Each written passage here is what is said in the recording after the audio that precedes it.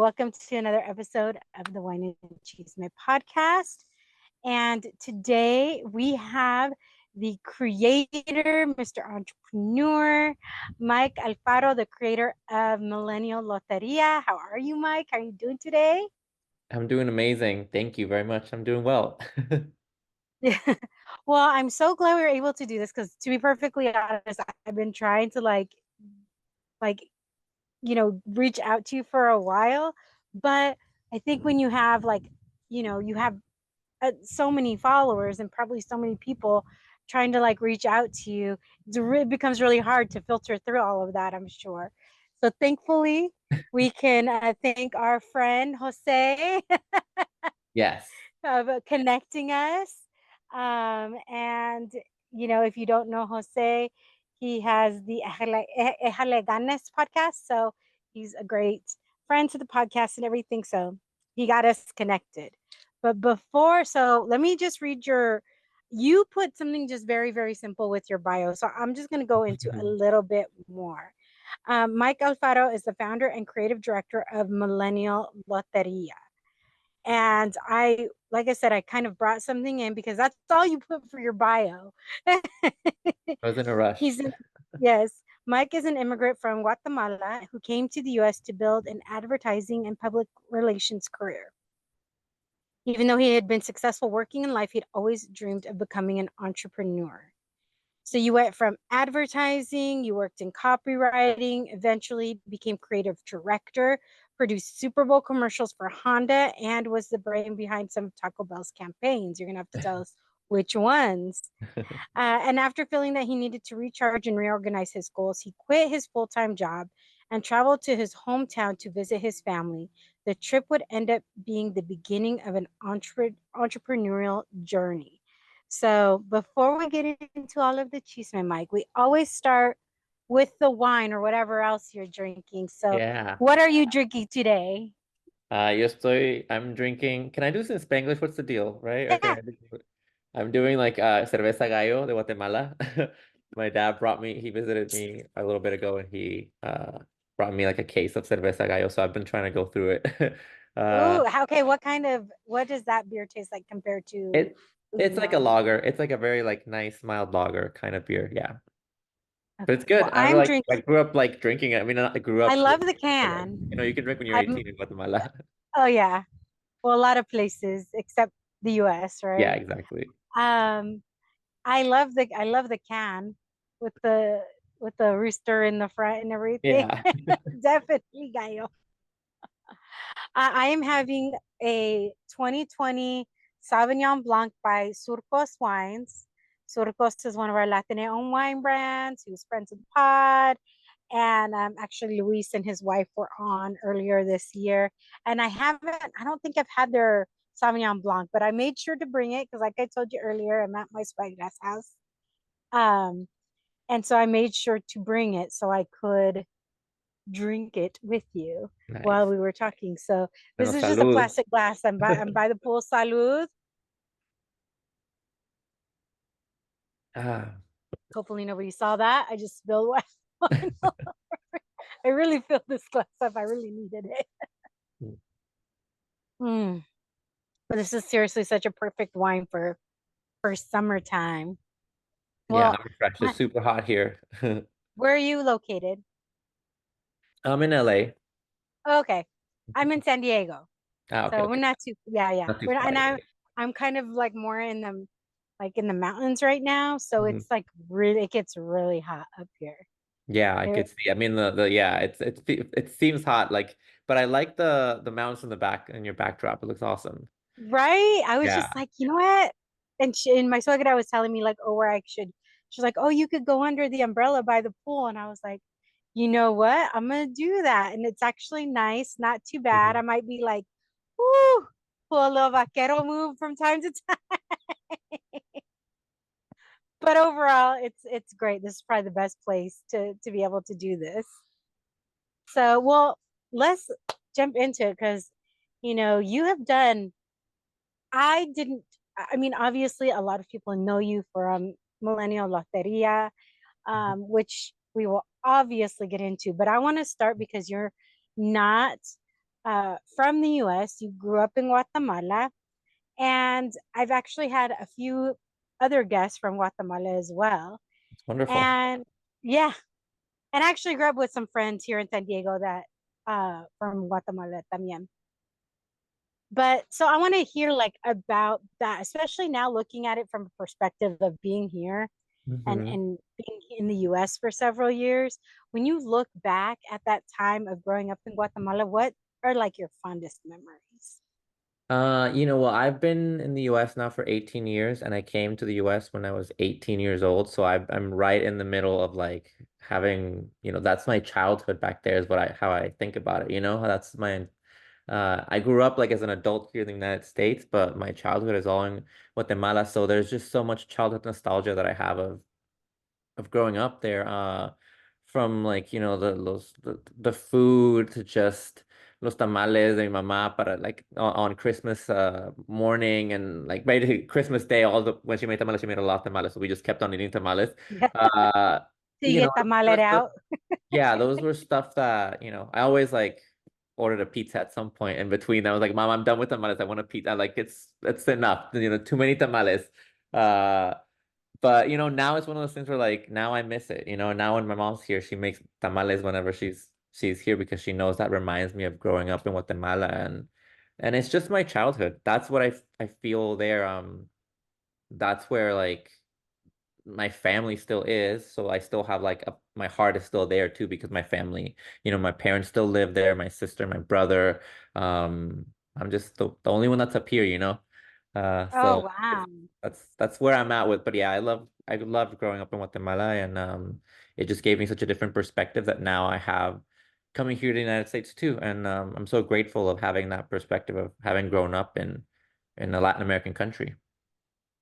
So you're obviously a creative person just based on your the history of what you've done, right? You have to Yeah. be creative to be Yeah. able to do those types of things. So were you that kind of kid? Like were you like had a wild imagination and would create characters and do this? And was that something that your parents encouraged or were like, uh-oh? I don't know if they encouraged it or they didn't discourage it. I was just, allowed to be kind of who I was. And my mom was very creative. My mom is an interior decorator, and interior designer as well. And she, sews and has had her own like store when she was still working. She's older now. But she still does like jobs like on the side for like her, old time clients that have always like wanted her. But I grew up in her shop, and her shop has so much, she was like creating curtains, and she was creating, couches and see all this stuff to decorate houses in Guatemala. And so I just got to see all that creativity growing up. That's where I like uh, after school, that's where I would go, and that's where I would see my mom just be creative and make things and play with fabrics and colors. And I think all that really impacted me growing up and just being creative and making forts. I had so many materials to make forts and stuff I out was of, so like literally about to things. ask that. Yeah, I have this vivid memory. There's this foam. I don't know how to call it in the United States, but my mom just refers it wata, and it's just like the stuffing of what goes Oh yeah, inside yeah. It's like the the. chopped up foam, whatever, It's right? not Like, even chopped up foam. It's like this like stringy sort of material. It's not foam. It's just like a web kind of, but it's just foamy. It's just like this okay. big Okay, foamy I thing. think I know what you're talking about. Yeah, I don't and know what that I don't even know what that's called in any language. So exactly. It's like a very specific type of thing, but it comes in these huge rolls. And so my mom would need to buy them. So she would go, and I mean, they'd be big, like probably the size of what I am now, like 5'9", and that would be like their size. Um, and she would have to go buy them to the shop. And I have this vivid memory of her taking me to the factory where they had them all, and it was just this huge room, and it was just filled with it. And so I was like, Mom, can I like jump on there? And she was like, I don't know, maybe. And so I remember just jumping on all this like big like foam stuff and just rolling around in it, and like I don't know if it was probably good or not, but I was just remembering like it was one of those moments of like this feels like a dream. So I have all these childhood memories in Guatemala of just like my mom taking me with her to like doing her work stuff. And she really, my dad was the main breadwinner, for a long time, and then she became the main breadwinner around the time that I was born, actually. And so I really had to saw my mom be like this entrepreneur and hard worker. And I think looking back on it, like that's also something that stuck with me now later on in life. So, kind of a question about that because that can be, I mean, I know you could never answer for your father, but from your eyes and your perspective, you growing up with your mom being the breadwinner, how do you feel like from a child's eyes looking back now? Do you think that, like, did you see your dad being supportive of that, or was that, Yeah, did well, the they worked machismo step together. in? Yeah, they worked together. My dad worked with her, like, going to the shops, driving her around, doing everything with her. He was like doing the accounting for the business. So it was a family business, kind of like a mom and pop shop. So, but he was mostly there for support because they came for like my mom's like creative talent for creating stuff. But he was a Yeah. hard worker too. So I saw both of them work, and I think my dad, I get a lot of humor from him. That's what I get from, I think that's how it balances out. I get my creativity from my mom, but my humor is 100% my dad. And everybody who knows me and knows my dad always like tells us like you guys have the same type of humor. I can see exactly. My wife exactly always tells me like you and your dad are like same humor. I can see where you get your jokes and your creativity for in that side. So I think that's the mix that I inherited from both of my parents. The creativity from the mom, the funny bone from the dad. Hmm. Yeah, and they But I would have, both mix really well with what I'm doing now with like all my creative endeavors. yes. Well, you know what? I would imagine that would be something really great to grow up with, that you have your you grow up with a mom who's like a force, right? And who's creating and who's doing these things. And then you have a dad who is like really supportive of that and becoming part of that and like helping her achieve like it's her dream, but I'm sure at some point it becomes their dream in some aspect. Yeah, and I think my parents also had big dreams for me too, you know. I was the smallest, but the youngest out of the family, and so I think um they just, wanted to give me the world, I think. And so uh obviously I didn't think I would come study United States. I don't think that was something they had in mind. They were like, we should have been saving more. We thought you were gonna go to university here in Guatemala, but the United States is like that's a lot more expensive. But they worked really hard. They took out mortgages on their homes, on their home, multiple mortgages on their home, because to just like be able to afford to send me, to study at a university here in the United States, which was expensive, obviously. And so that was one of I always appreciated every opportunity that I got because I knew how hard they were working. So when I came to the United States, I was like, land of opportunity, fine. Let's see. Let's give me. Let's see what I'm not gonna stand back and, wait for things to come to me. I'm gonna like hustle and try to make something and make a name of myself. And I think I've been doing that. I look back at it and I was like, damn, I'm actually like I'm doing it. Yeah, that no, you are. Well, so speaking of that move, at what point in your life did you realize that you wanted to come to the US, that you wanted to leave Guatemala and you wanted to come to the US for college, for school? I was always really interested in advertising. I was really fascinated by these little commercials, funny ones. I wonder like, but I never wondered who made these commercials. I always like thought they were funny. And then one day I just had this like realization of like, there's got to be somebody who's writing these commercials, and that seems like a fun job. Um, and so I decided to just start writing funny commercials for brands that I liked, and filming them. And I would get projects at school that'd be like, hey, read the Cattenbury Tales or whatever for English literature. And you have to make a project at the end, and I would make like a multimedia, like presentation about like animating the characters talking to each other in like Flash. And so I was always very creative in that way, and would always turn any excuse that the professors gave me to, like they give you like an open maybe like concept, like do a project, but you have more liberty in choosing how you present that project. It can be a song, it can be, you know, a diorama. They kind of give you a little bit more leeway sometimes. And I would always create a commercial for some reason. I would always be like, oh, this will be easy. I'll create a commercial for the book, or I'll create the commercial for this. And I just realized I love that aspect of it. And the United States has a really good advertising program. I mean, if you're talking about advertising, um, in terms of like a big arm of what this country's about, there's a lot of advertising Oh agencies yeah. and so many things, you know. So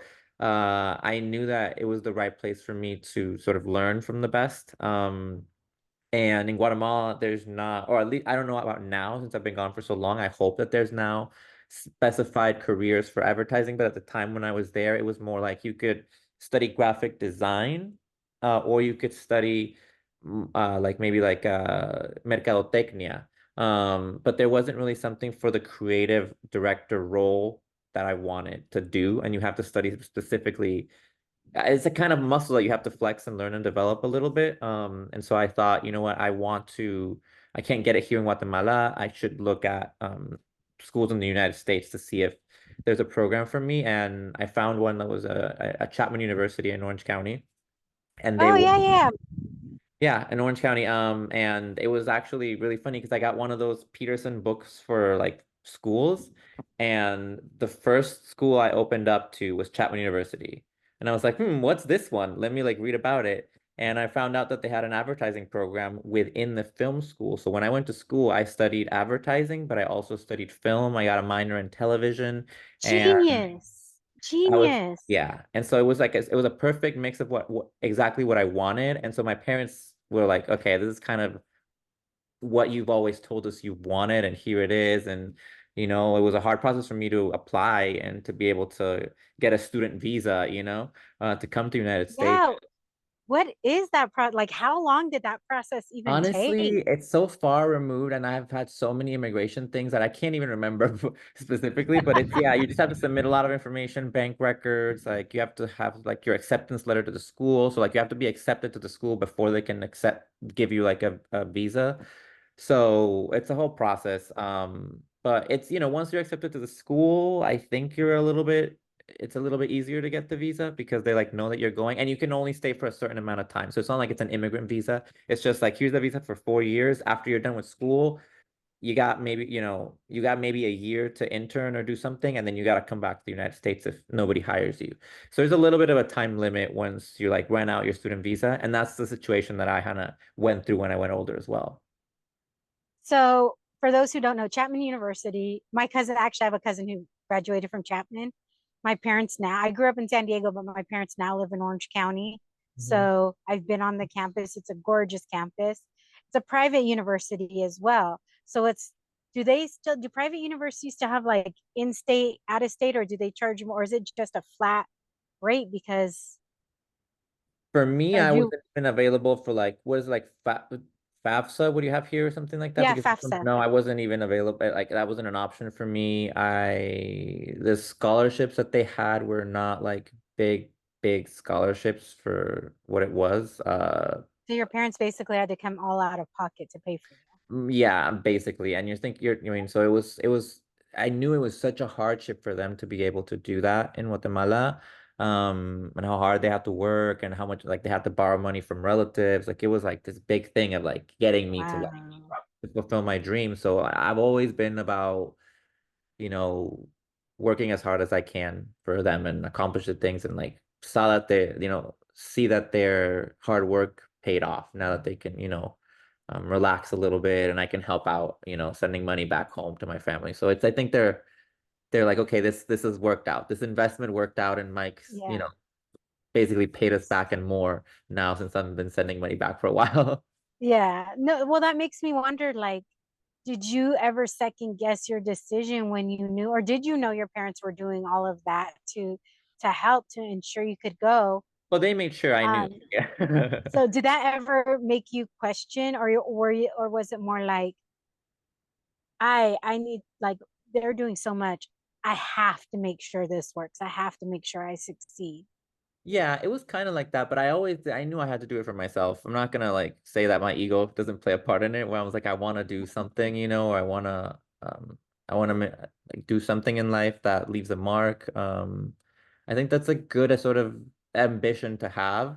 And obviously my parents, I don't ever want to disappoint them in anything that I do. So I think it was one of those things. But my parents knew, they've always told me like, if you ever have a hard time in whatever you do in the United States, they were very worried about me coming here with like different sort of like racism that they've seen like on TV and like knowing stuff about America, and they were worried about it. So they were always like, if you ever need to come home or you don't feel safe or you don't feel something's right or whatever, you can always come home. And so I always knew that it wasn't like if I didn't make it, it was disappointing them. I think they just care for my safety no matter what, or that I'm like happy. And now they're obviously happy with how everything's turned Yeah. out.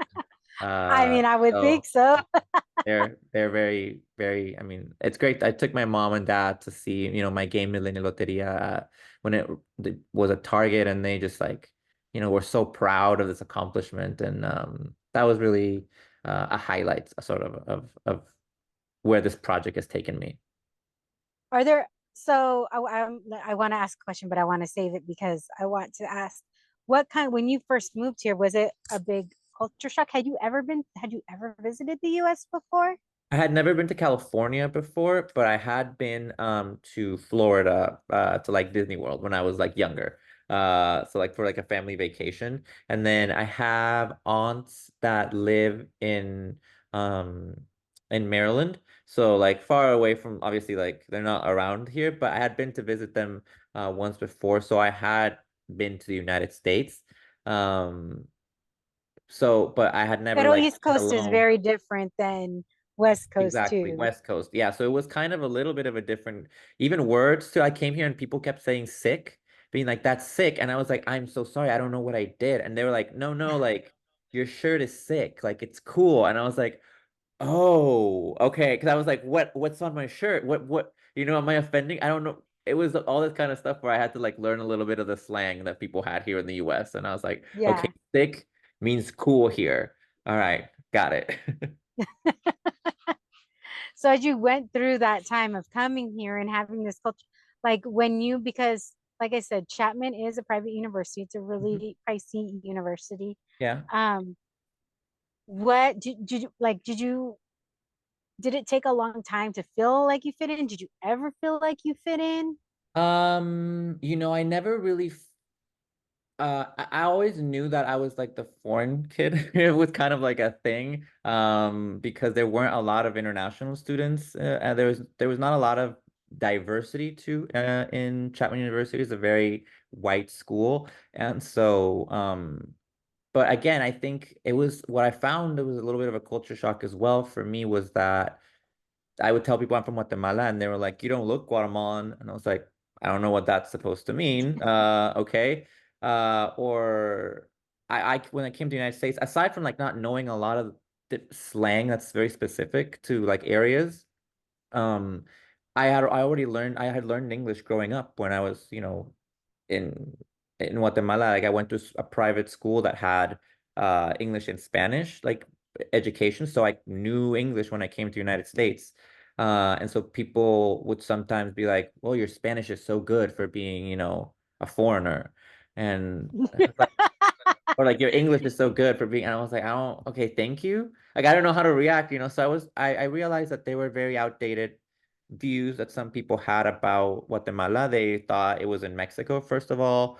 I was like, oh, I'm Guatemala. I was like, oh, in Mexico. And I was like, no, but like it's below it, it's like right below it, like I'm neighbor to it. And You're like, I border it, but we're not yeah, but we're Mexico. not, and I think people thought I meant like Guadalajara or something. It was that kind of thing where like it took a lot of explaining every time you had to like introduce yourself to someone, and when it's like in college and you're meeting all these people, it's like I'm Mike, I'm from Guatemala, so that kind of just everybody knew me as he's Mike, the guy from Guatemala. People call me Guatamike because there were so many Mikes like there were like 50 different, and in Guatemala there were no Mikes. There was no Mikes in Guatemala. I was the I was only literally Mike. gonna ask where they call you Guatemalan Mike. Yeah, they call me Guatemalan Mike. There was a girl that thought heard my name and she thought I was Watermelon Mike for like a while. She was like, "Why do they call you Water?" She came up to me at a party and was like, "Why do they call you Watermelon Mike?" And I was like, "No, not watermelon. I'm from Guatemala." And so there were little culture shock stuff like that where I was like, I would ask, people had these ideas of Guatemala that were very outdated. I mean, it's a very cosmopolitan city. And people would ask if I had a cell phone, access to internet. I don't, it was all these different outdated ideas of a third world country that people might have. Not as modern, as cool, and as vibrant as Guatemala really is. And so for me, I found myself trying to show people how cool Latinos were, or like how modern we were, how creative, how funny. And so I think I always realized I'm carrying like a little bit of this thing of where I have to represent my country in a good way. I have to represent my country in a positive way. Because all these people here don't know anything about it. I was about to curse real bad, but I think this is hitting already. You can curse. It's okay. Yeah. I never know, I'm a children's book author now. I gotta like take care about that side too. But no, it's one of those things where, I wanted to really educate people. I never really got mad when I heard sort of ignorant comments. I was like, you know what, I'm here. Like it's easier for me to educate someone than get mad. And so I always try to just like be positive and tell people, no, it's not in Mexico, or no, yes, we have computers, yes, we have cars, like, yeah, we don't ride around in donkeys. Like, I don't know what you're like, our streets are paved. In I don't serio, serious? That's People, oh my, you crazy. have no idea I mean, these were young 18-year-olds who had probably come to Chapman University too, from all different places in the United States where they maybe didn't learn about Latin American geography or like learned anything about Latin America, aside from like what they'd seen on Fox News or whatever, So there was I think that it was a very positive experience for a lot of people too, because they got to learn more about Guatemala and about me and about I remember like people changing sort of their mindsets about things. And I think that was a big thing that inspired the game Millennial Lotería, is providing something that shows Latinos as cool, as modern, technologically savvy, like leaders in different fields and industries. That's what I wanted to represent and bring with Millennial Loteria. And so I think looking back on it, there's such a nice story, I think, for me, and like what I experienced and everything that I went through, to having that spark of creativity to put all that I felt into this game that I created, and now all these books that I'm writing. Wine break. Time to refill that glass and come back for more wine and chisme.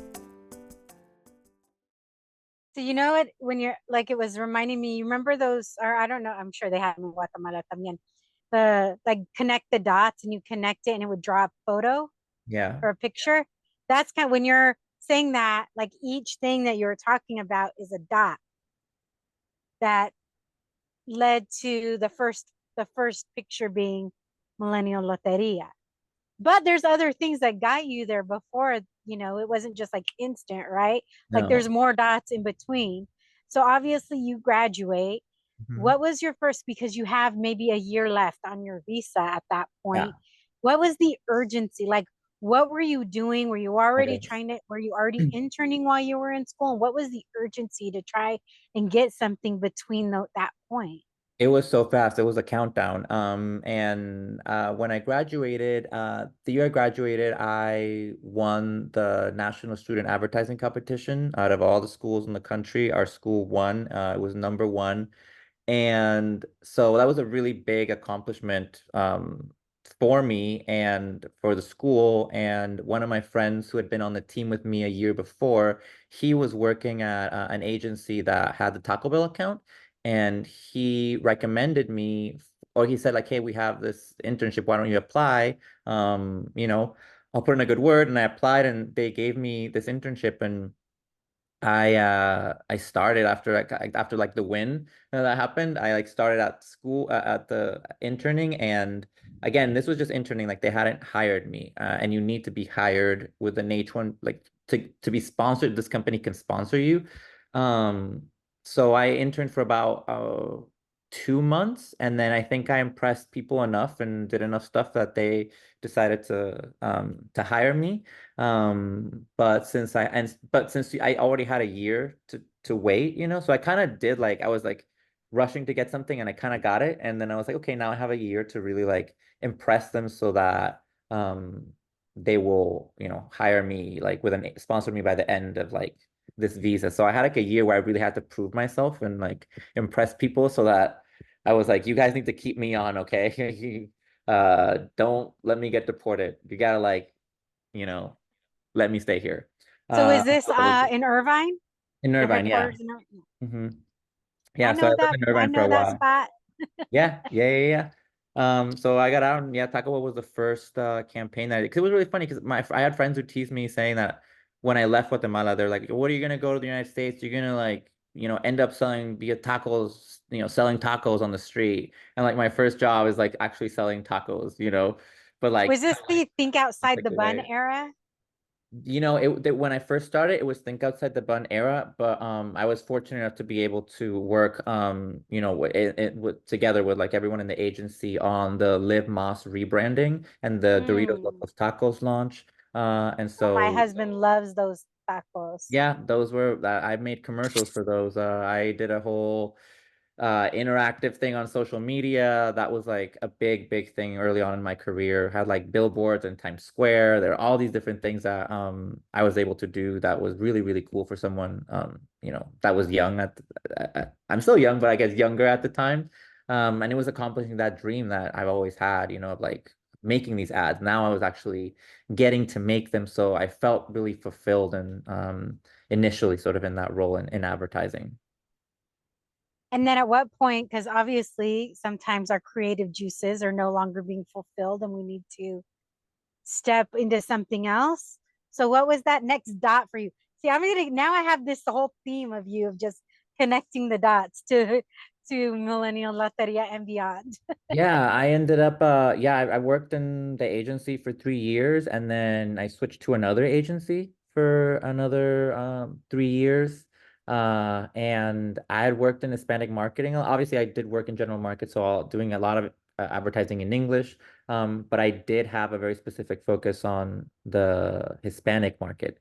And so I had a lot of interactions with different, clients of different places that I work clients that I work with, where I just realized that there was this also a vision of Latinos in the United States as kind of like things that our abuelos like. It's always like, can you add a soccer ball to this commercial, or can there be an abuelita tasting this product? Can there be a salsa dancer like in the music in the background? It was just sort of like kind of you see it so many things so many times that it kind of starts to become like a stereotype.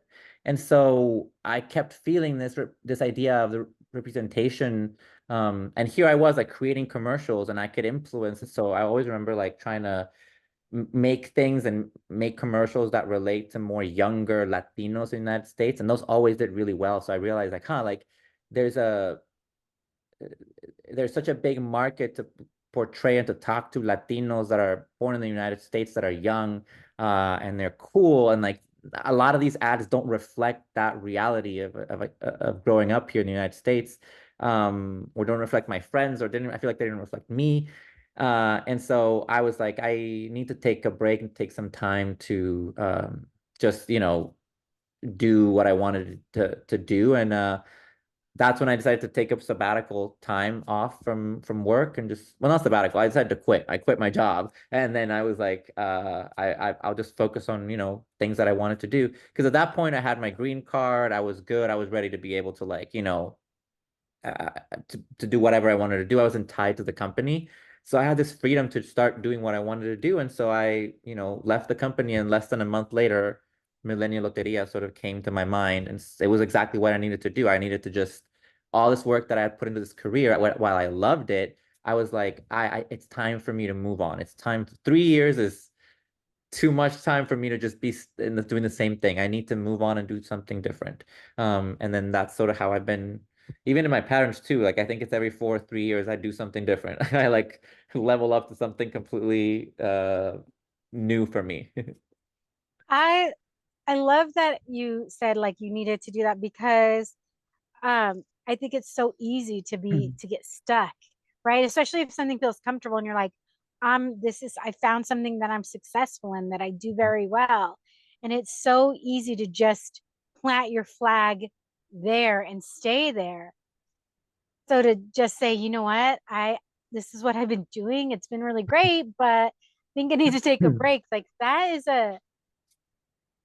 kind of a gutsy move that I feel like sometimes we need in order to take the next step, because like I've recently decided like I no longer have a plan B, right? Like it's the podcast and everything that I do around that, whether it's events, whether it's speaking, whether it's anything like that. This is it now. Mhm. And I don't have a plan B. And my husband literally just completely switched careers from being a bar manager to working in HVAC, which is like heating, air Yes, yes, conditioning, yes, yes. ventilation, all that stuff for people who don't may not know. And he was like literally one of like had been traveling the world for all these bartending competitions and everything. And then he told me, he's like, yeah, I told him to stop contacting me. I wasn't doing it anymore. And so for both of us, we're like, we no longer have a plan B. Like this has to work out. Him changing careers, me working fully on this. And that's a really scary prospect. Like I still sometimes I'm like, I still sometimes, I mean, but I'm a female as well. I don't know. I don't know if you guys do this, but I still sometimes cry and I'm like, I gotta make this work. We're gonna do this. We're gonna do this. How scary was it for you to just drop everything because you came here, where you came to the US I with a think, dream, and now you're yeah, like, bye. yeah. I think for me, it was not like that I decided to I think it would be nice to think of it as brave. I think more on your case, it seems more brave to me. Um, well, no, I think there was a braveness in at the beginning, but the beginning, I think the part of the story that I'm missing that I think will help you out on this one is that I had been, like I said, under an H-1B visa, I was tied to companies. I felt like I had to work. I was like that you have to work for someone and you're not doing something for yourself. So when I was able to get my green card, and finally like realize that I'm not tied to a company specifically. I can just do whatever I want to do, work for whoever. Because even when I graduated with a degree in advertising, so specifically these visas for work had to be in the career that I wanted to be in. It had to be in advertising. I couldn't go and be like a TV presenter or like something different, you know?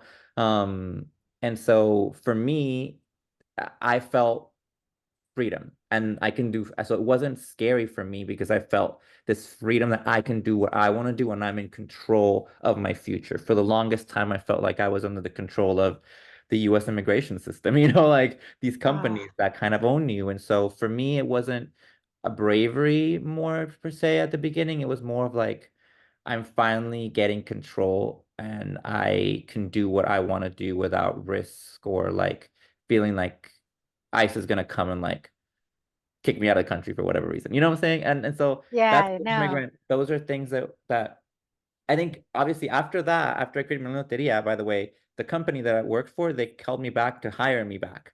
So I went back for like another year or two to the company while I built Millennial Lotería up slowly. And once Millennial Lotería got big enough that I was like making enough money from Lotería that was equal to like my salary in advertising, I was like, well, now I can just like focus on this and grow this and I can say bye to like my day job. And that happened, you know, in 2022. So it was or 2021. And so that was more brave, I think, in that way where I'm like, okay, now I'm going. But I did it smart where I was like, you know, I wanted to make sure I didn't quit my day job and I had it to a level where I wanted to do it to be able to leave.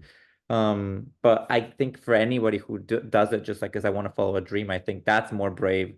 I think for me, I was like I just wanted to be in control. I wanted to have that freedom that other I saw other people have to be able to quit their jobs or to be able to, you know, do what they want to do without fear of being kicked out of the country.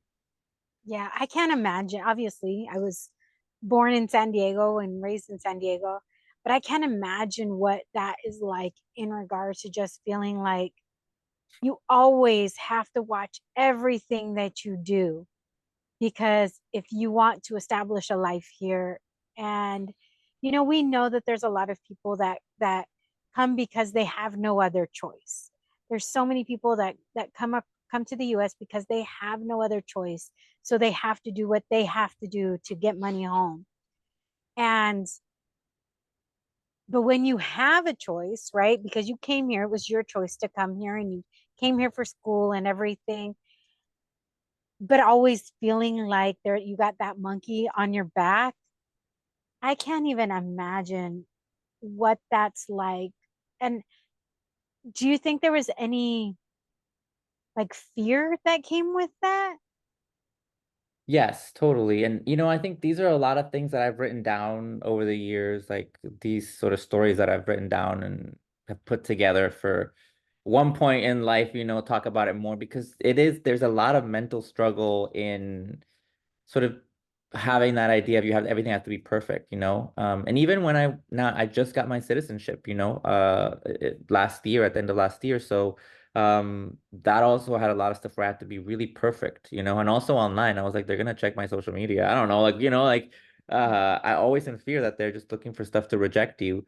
And so even when I went to my interview for my citizenship, I had studied so hard and I got in there and they just kind of asked you 6 questions and you're good. And I remember they asked me, like, do you have any, infractions that ever you've done anything, been incarcerated? Have you, and I was like, I've never even gotten like a single ticket in my life, like not anything, like a driving speed, never have been anything, not even like a parking ticket. And they were like, yeah, right. Not, yeah, but they were like, okay. And they were checking and they were like, okay, yeah, it checks out. Okay, cool, good, you're good, But it's one of those things where I was like, you have to be on, or in my mind, there's that fear you have to be on the top of your game. Um, because if not, you're like, I don't know, you're the dream that you have of this American dream of the things that you want to fulfill and you're able to do is could be taken away from you. And sometimes it feels like just a form that you check wrong can have a negative impact that, costs, oh, now I have to get like, I checked this box wrong in my format. So now I have to get like, figure out how to get $3,000 for a lawyer to help me with something. It's like all these different things that come with it. And it's just hoop after hoop. And people say like, my knowledge of the legal immigration system in the United States is so like it's so complicated. Even when people are like anything can turn you into like someone who's undocumented or you're overstaying your visa, or there's so many things that can happen.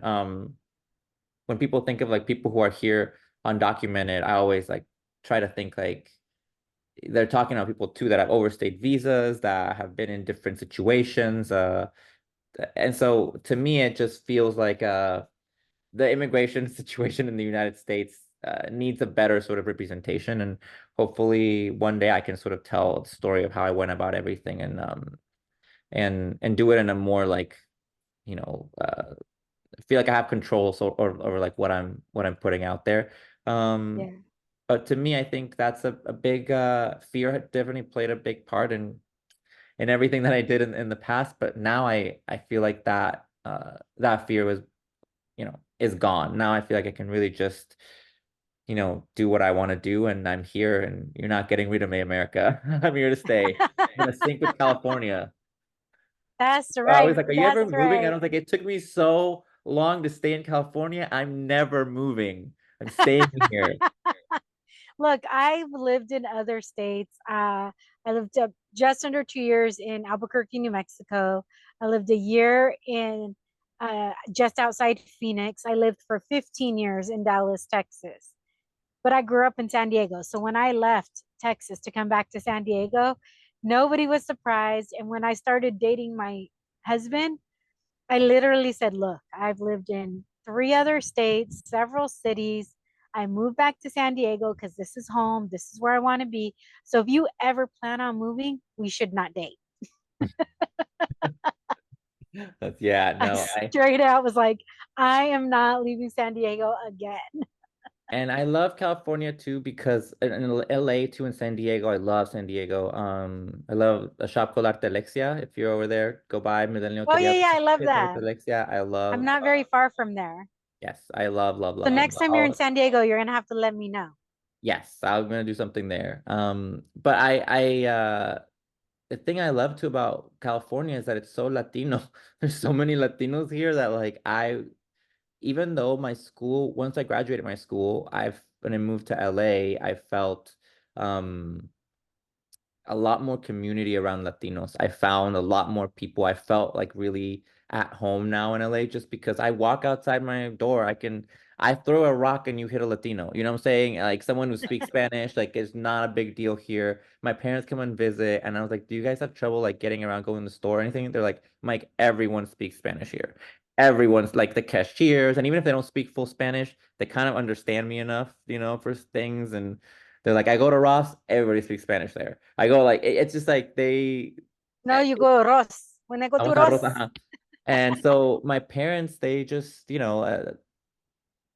also know how Latino the state is, and there's more Latinos living here in Los over Angeles than there 50% of the are in California population. than there are in Guatemala. Like there's just more Latinos here. It's Guatemala is very small. Even though it's a lot of Guatemalans there, there's more Latinos here in California and in the United States as much. It's a huge market, and I think I have a lot of vision of where our our demographic, our people, where we're going. And I just know that there's going to be such a big need for products like the ones I'm producing for games, for media, books, for different things, that represent us in the way that this huge block of people, even though we're not monolithic, but we are Latinos in many ways. There's so many things that inspire us, and I want to create things for uh, a demographic that is just going to get bigger, and there's nothing that anybody can do to stop that. No matter how hard they No, try, yeah, there's exactly. nothing you can do. So I mean, no, that's amazing. And I love that. So I want to talk about like when you started mulling over, like what was the spark that made you think of Millennial Loteria? Because obviously, I mean, a majority of my audience, I would probably, is Latino, and a lot of us play Loteria. And but then Millennial Loteria came in. Look, I am a Gen X or an Xennial. I was 77, but like it hits us too, right? A lot of that stuff hits us too. But what was that spark, that idea? You go home, you're like, you know what? I'm gonna quit. And you said within a couple of months the seeds were planted. What were those seeds? What were you seeing out there that made you think that this is something that people would want to see? Well, I found my old Loteria set, and I've told this story many times. But yeah, I found my old Loteria set when I was visiting my parents at home because I had time. And as I was watching and like looking through it, I saw on the news it was the Women's March, or one of the many women's marches that were going on because Trump had just been elected president. And so I felt that there was I saw La Dama as the card, that I was holding, and then I saw all these women like marching on the street con las pancartas and like, just like there was so many, it was like just like it looked like a river of just like women on the streets, demanding so many things for their rights um and I was like, oh, well, like nowadays this card feels so outdated. This wouldn't be La Dama, this reductionary idea of like what women, especially Latino women are. Now it'd be more like La Feminist. And I was like, that's a fun little card. Well, I have some time. Why don't I just like make a La Feminist card? I know like I have a bunch of like, girlfriends out there that will like love it, and all these different people, and my sister, like, I think there's so many people out there who I felt at that time were uniting against like uh whether it's being allies or helping sort of the cause. I felt like maybe there's something I can just post on social media. And I did the first card and I posted it, and like again, like all these people were like, "Oh my God, I love it! I'm bringing it to the next March. I'm gonna print this out." It was a really fun sort of like way where it started to people really liked it, and so I thought, okay, like maybe can I make another card? And so I was like, well, El Catrín will now be like El Hipster. It was like more like me. It'll be more like me. It'd be El Hipster. And so I was like, maybe I can just keep making these cards to like update this old concept of what people think. It was like, what do people think of Latina women before? And it was La Dama. And I was like, that's not it. Now it's La Feminist. What do you think of people El Catrín now would be El Hipster nowadays. And then La Sirena, you know, she's doing this pose, and I was like, oh, I just put a phone in her hand and she becomes La Selfie. And it was about, you know, I found that I could just modify each card, Loteria card, just enough, not too much, where you still got that nostalgia of the game you loved growing up, but it was flipped in a way that was humorous and made you laugh, but also made you feel seen, or made you feel attacked, or made you feel something, you know, but it made you feel something about being a Latino millennial in this time, in this living in you know, in this moment together.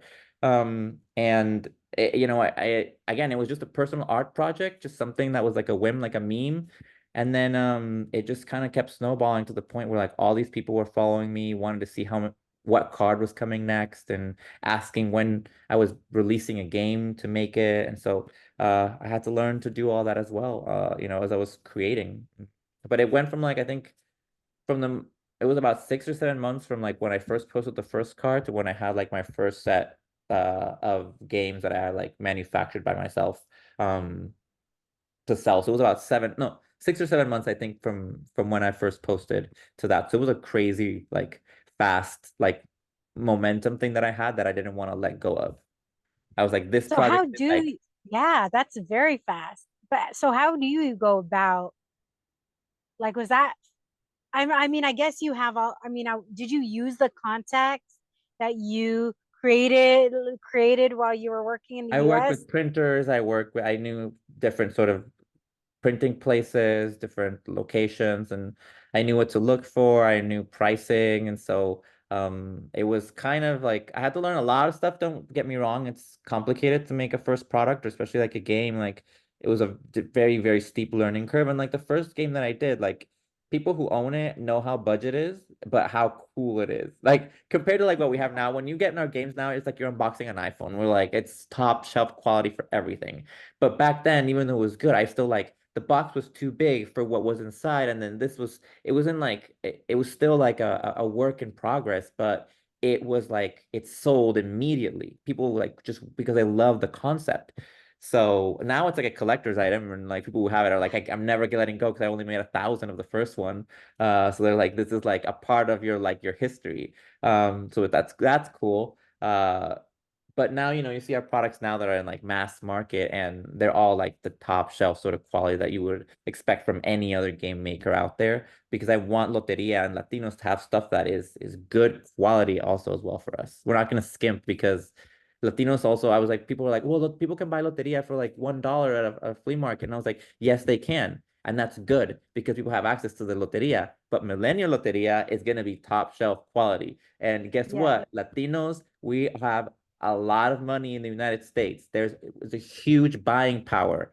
And Um, we'll pay for it if we think it's worth it. if you think it's worth it, if you think it's, especially like too, like it's so, I'm always in front of my company, and I want to be out there because I want people to know it's a Latino who's doing this. It's a Latino this is not a corporation that's like taking over. Yeah. Yeah, this is someone that's coming from the culture that is trying to represent Because the people will culture. need to connect with any And people, product that they're purchasing, especially now. I think 2020 really showed us like how much we crave to support Black and brown businesses from Black and brown communities, right? Like, and so you showing your face over and over and over and telling your story more and more and more, people know that it came from an authentic place. And because of that, they connect with you, and then they connect with the game, and then they want that in their hands.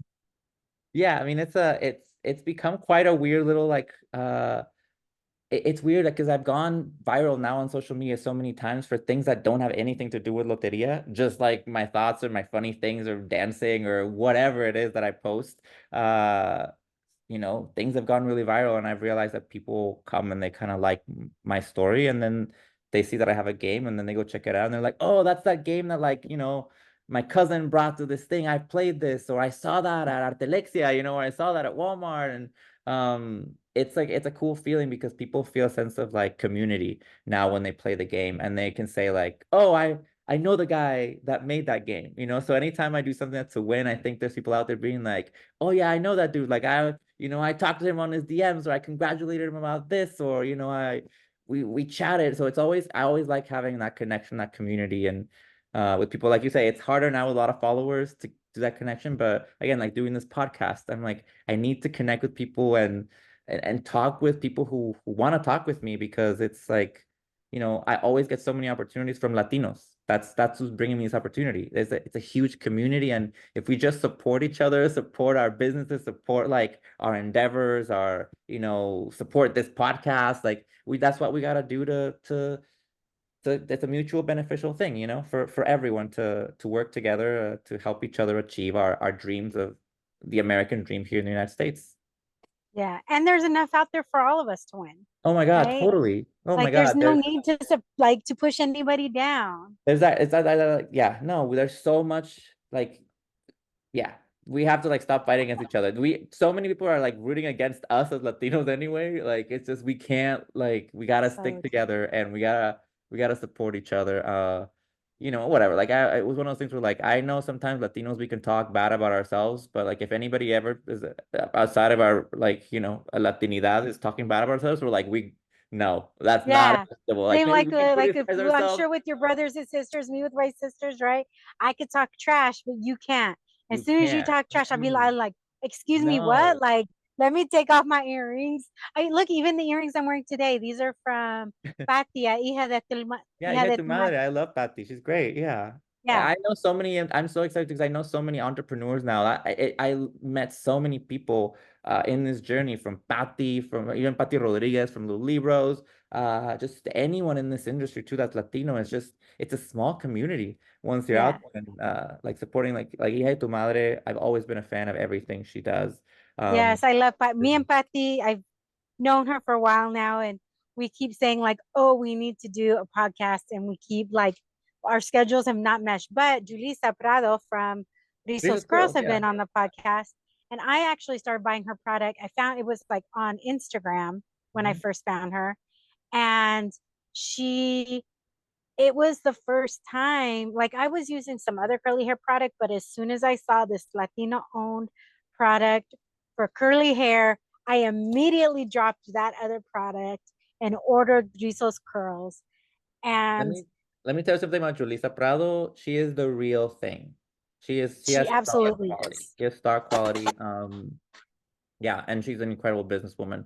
I know her boyfriend as well, and he also has an incredible clothing brand, called Kids of Immigrants, and he is like also someone just incredibly creative, and I'm just so like lucky I feel to be able to. I've reached out to them. That's how I know them, because I reach out and I want to collaborate and, uh, you know, just support each other, and that's a big part in this business that I think is important, because I've learned so much from them as well, just seeing their journeys. And even though too, like I meet up with them sometimes and they're like, we follow you and we think you're so cool in what you're doing. We're getting ideas from you. And I was like, no, I'm like trying to keep up with you guys. They're like, no, we're trying to keep up with you and your stuff. So it's one of those things where And I'm trying to it's a keep up with healthy everybody and competition. like make sure everybody knows everybody's story. Yeah, it's one of those things. It's just we all have to work together. No, I love that. It's so amazing. But you're so right, because everything is, the community is so small, right? And I can't wait for it to be larger. That it's like 6 degrees of Latino entrepreneurs, all right? See, there's your next game. You need to have a wine and chisme card. No, For our, like, yeah, I have a game that I'm coming out for my next brand, which is C Sabo Kids, which is like a bilingual education series, and it's called, I have it here, it's called My First Bilingual Library, and it's like it's gonna be at Walmart starting this August, and it is, so you can go and get it. It's a 3-in-1 game. It's like 14.88. So it's like 3 games. It's a great value. It has like bingo and seek and find and a memory game, and it's all like to help kids learn Spanish or help kids learn English if they're kids that, just came to the yeah. US and want to learn English. So you can go both ways. So yeah, I hope like people go get Sisabo Kids at Walmart. Please, if you're I'm glad you listening, called it we si need sabo so because many. I hate the no sabo phrase. I hate that so much. Especially like a lot of people that are around my generation, right? Mhm. Because my parents grew up in a time where they would literally get hit for not Oh speaking my God. Spanish. Yes, there's so And many so stories like that. so my parents were like, no, you're going to be English first because we don't want, but then they wouldn't always speak Spanish at home, right? It would be like words and phrases and little things here and there, but they wouldn't spend like, it wouldn't be like, oh, we're going to have, English all day at school and then come home and speak Spanish. It wasn't like that. It was like, it just became, they wanted to make sure so much that we weren't speaking Spanish at school. They went completely the opposite. And so Spanish was not my first language. English is my first language. And I actually shared that like part of my story of, um, on a reel saying like, I always felt like I was too much and not enough, right? Too much because I have a big personality, I have big hair, I like my big earrings, I like have a big laugh, whatever. But then I also felt like I wasn't enough for some because of the lack of struggle. And I felt like I was judged for my lack of struggle instead Yeah. of us just saying like, let's support one another, let's do this. Like, we all have different stories, we all have different circumstances. We like to say, well, you don't speak Spanish, so you're not a real Latino. You Yeah. don't, like, even though that's not our, like, truly No. not our native language, right? Well, you're not dark enough, you look, you're not dark complected enough, or you or this or you or that. And instead of saying like, hey, we all have things that we can contribute to our community, we love our community because we are so vast and the diaspora is so great, instead of doing that, we just like to like like point each other From out each for the other. Yes. things that we don't think are acceptable. I think for me, calling it Si Sabo Kids, calling my brand for children Si Sabo Kids was a way of using humor to destigmatize the idea that you have to be a perfect Spanish speaker, or that when you start learning Spanish, I think it's like the perfect time to mess up. I think that's where the humor comes from as well. It's one of those things where I think that wanted to make it to that it was Sisabo so that people knew that this was for times change a little bit as well. Um, like you say, there's many times when in the past people for many reasons, whether it was the educational system didn't even allow them to learn Spanish, or parents at home, like you say, that didn't want people to judge their kids, or people to be racist to them or not have the opportunities. I think times have changed now where being Latino, we're living in the time when it's the coolest time to be a Latino in pop culture. I think this is the coolest time to be a Latino. There's so much for us out there. There's so many people who are doing products and things, and it's just a great time to be a Latino, that there's so many parents out there that are now the opposite, that want their children to learn a little bit of Spanish or learn something. So I see that there's going to be this big need now and even further in the future, where there's going to be a lot of Latino parents that even though they don't speak English, I mean, speak Spanish, they want their kids to have that option to Yeah. learn it.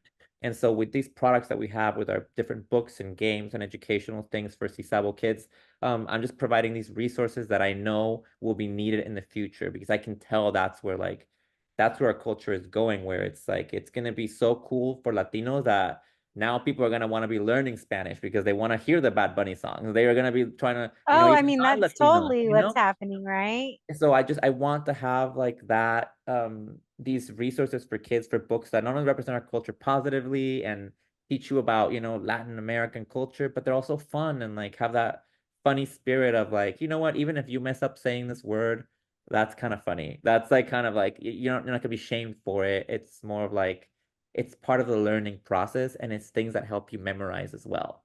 So that's the type of Yeah. approach that I wanna for me creating a brand like Sisabo Kids. And there's so many people that feel like you. There's so many. And I'm just like, I have the perfect books for you guys. I have the perfect things for people who feel like you. And there's not a lot of people talking about this in the mainstream. And hopefully, you know, we can do something that it hits and it becomes like a thing where like, yeah, like here's something that's gonna help Latino parents who don't speak Spanish but want their kids to learn. Here's something that's made for you guys as well. And that feels Yeah. like you don't need to know Spanish to be able to teach your kids Spanish. And that's something that And then you end up learning on the way. you Like learn mine with was a lot them. of my friends, their parents didn't speak English. Like my grandparents would speak some. My grandma died like when I was 6.5. My grandpa died the older he got, the more less English he would speak. So he was speaking to me more and more in Spanish, but it was mostly because of my friend's parents. Mm-hmm. A lot of my friends' parents didn't speak English, and so I would go and watch novelas over at their house, and then like maybe one would speak English and one. And I had a friend across the street. Her dad, he could understand English, but he would never let me speak English in the house. So, and he would know what I say, and he'd be like, Jessica, no inglés, no inglés, hablas español en esta casa. And I'm like, okay, like, just like, and I would just like stumble through the words sometimes. And he would be like, okay, está bien, or he would correct me. And like my Spanish is far from perfect now, right? But if you drop me in Mexico, I'm fine, Yeah. right? Like I can get through everything. I'm fine. I'm okay. But but it was just, it was mostly because of my friends' parents that would like force me to speak Spanish. And but my sisters didn't have that. So they don't speak Spanish at all. But it's not like I'm not gonna shame them for that. No, I exactly. But it's just like, well, you know, I had friends and I had friends who had parents that only spoke Spanish. So those are like, for me it was a wonderful thing because also, but the one thing it was I was never out of touch with my culture, Exactly. Yeah. right? And I think that's what a lot of people, they think, oh, you don't speak Spanish, you don't know your culture. No, no, no. That is very far from the truth. But that's not what I want to. I actually do want. I want to talk to you because you are in some very mainstream big box stores. Yeah. Yeah. What was the first store you were in, and what was your reaction when you found out they were going to carry Millennial Loteria? The first tour I was in was at Alexia in San Diego. That was the first tour that hit me up that one, and I did like a little like first edition for them. Um, and that was really great. I that was really like fun. But the bigger sort of one that I did was Target. So we launched at Target in the summer of 2021, I believe. It might have been 2021. I'm so messed up with days, right? With dates now. I think it was 2021. Um, and that was like the biggest sort of hit for us. We sold out like every Target in the United States because we went viral on TikTok and everybody started talking about the product and wanted to buy it, and it just sold out immediately, like the first week, just like every Target. And so that was when I was like, this is huge.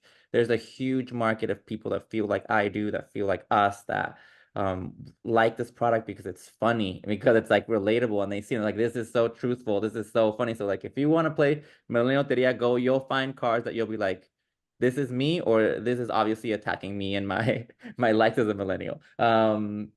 But that was a bigger thing, and now my relationship with Walmart is just like exploding.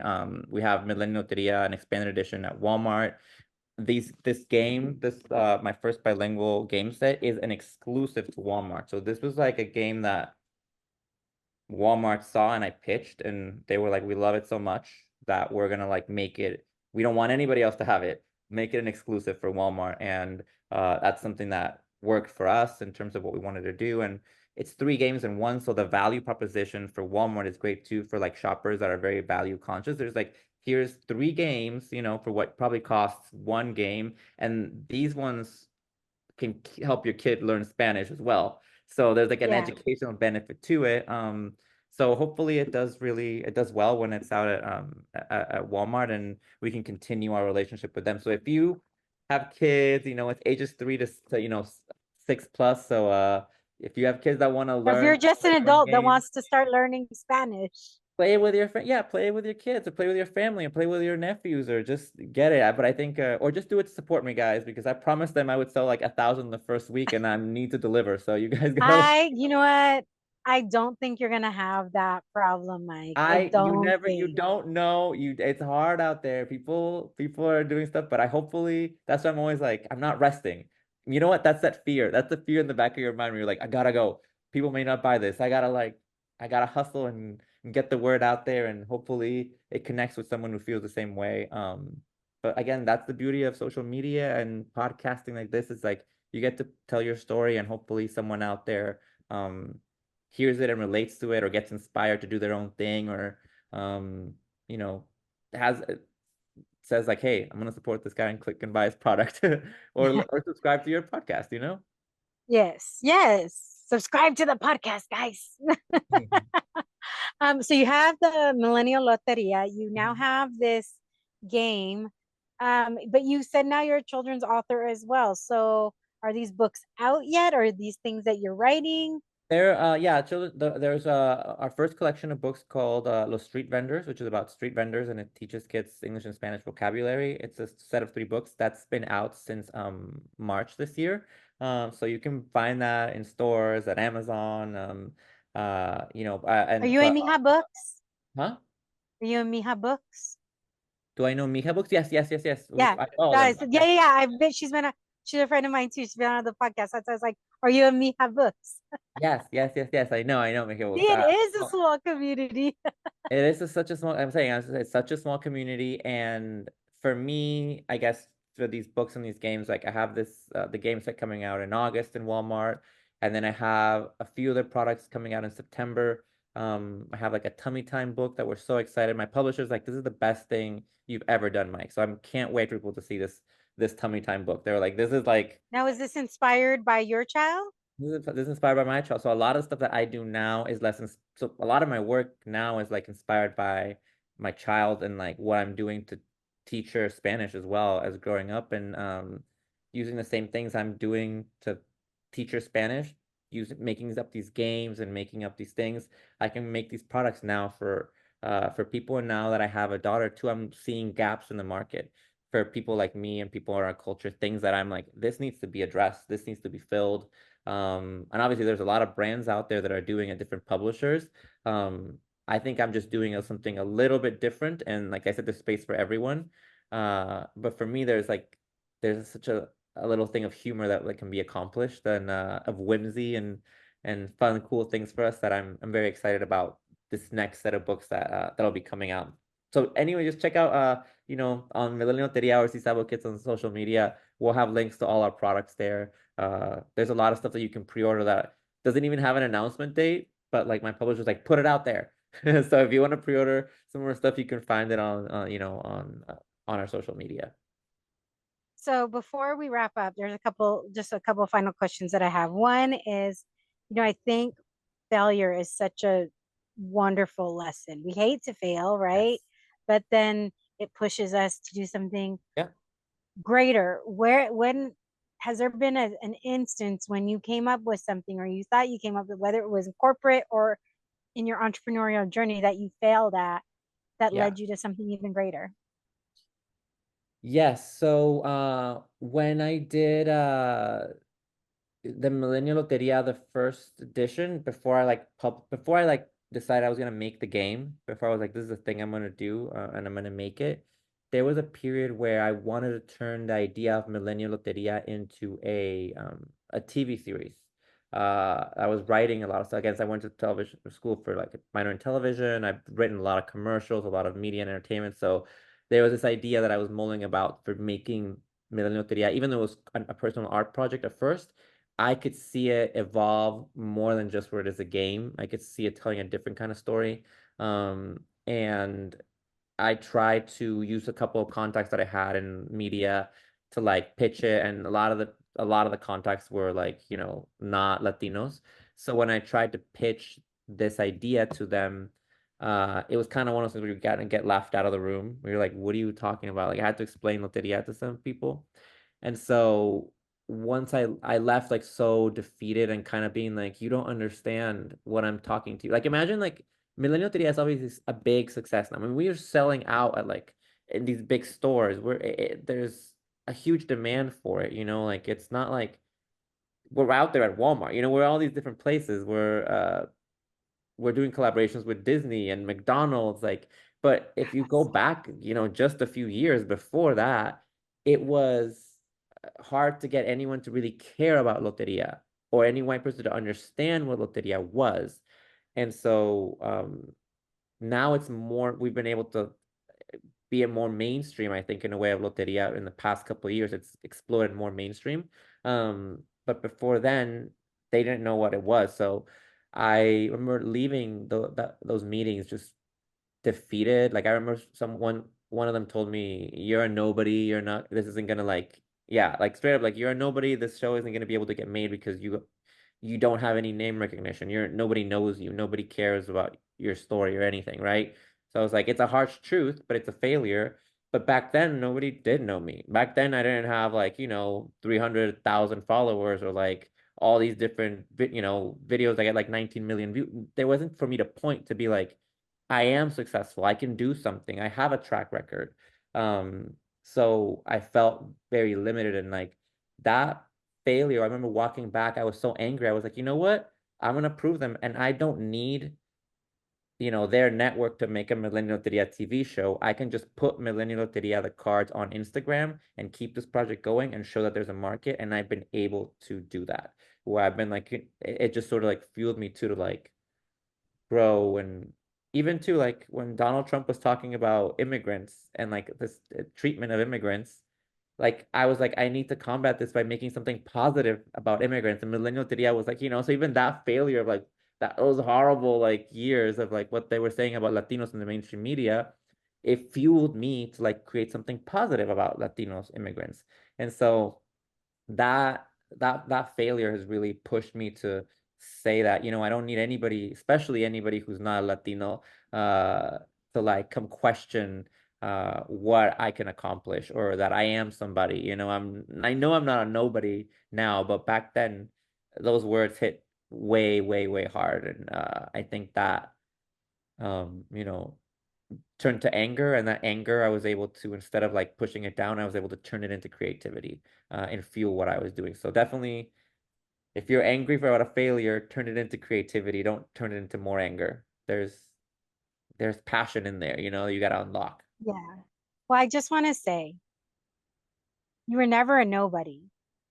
You may have been an unknown name, but you were never a nobody. And I Thank you. think people need to remember that. You're never a nobody. Exactly. You are somebody. Your voice is needed. Your voice is heard. You may not have name recognition. You may not have as many people knowing who you are at this point, but you were never a nobody. Yeah. And I think that's where I was feeling like when he said that to me, I was like, you know what? I am a somebody, you just don't know it yet.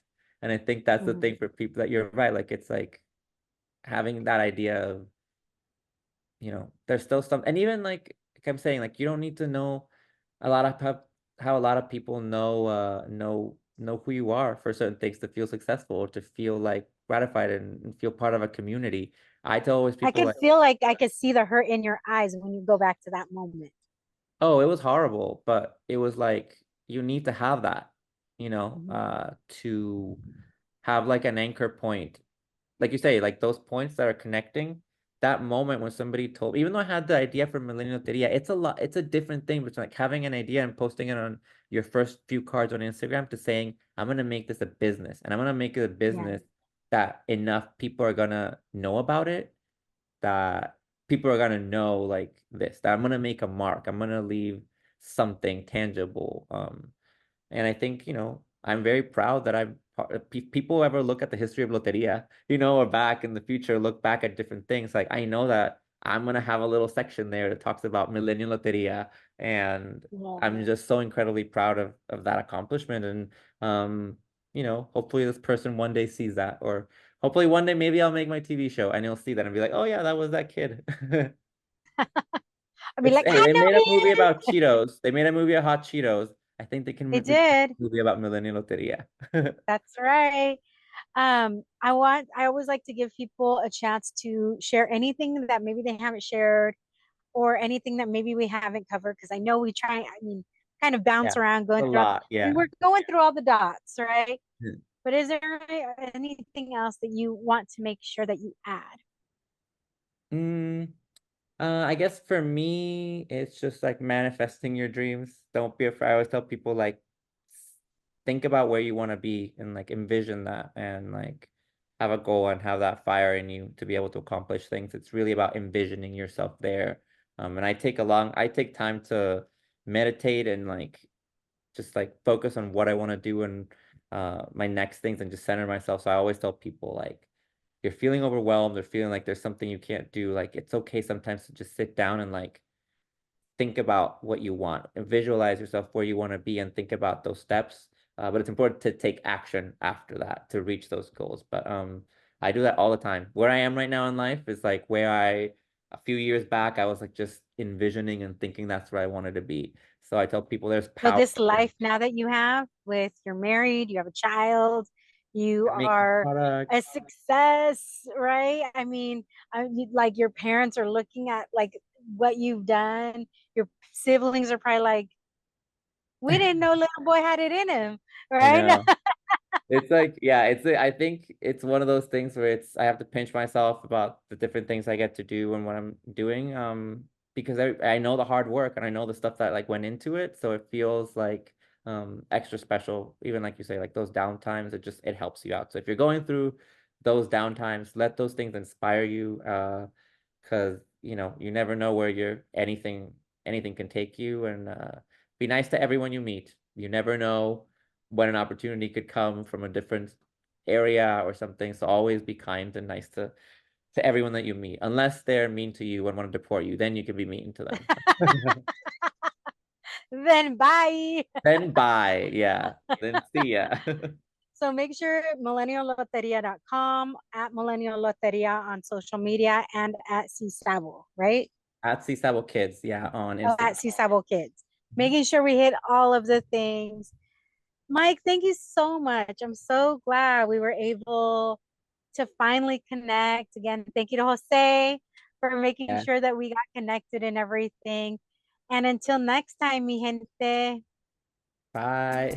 Hola, mi gente. Thank you for listening to this episode of the Wine and Chisme podcast.